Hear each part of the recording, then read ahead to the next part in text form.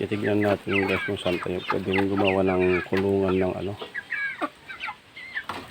manok. Kasi nag-order tayo ng ano, incubator para sa mga itlog, mga dog. Tayo magpapisa.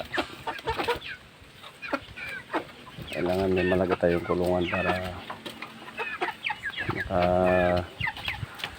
yung kayang ano, karga ng mga sandal lang, mga dog na sisiw. Ayan, maganda.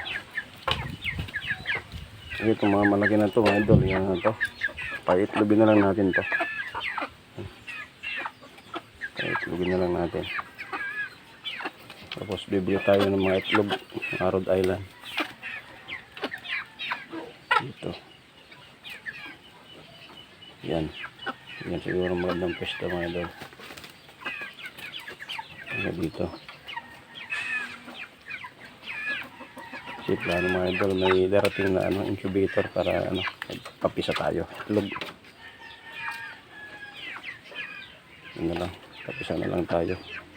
Para hindi na tayo bibigyan ng sisiw. Yung mahal ng sisiw mga idol.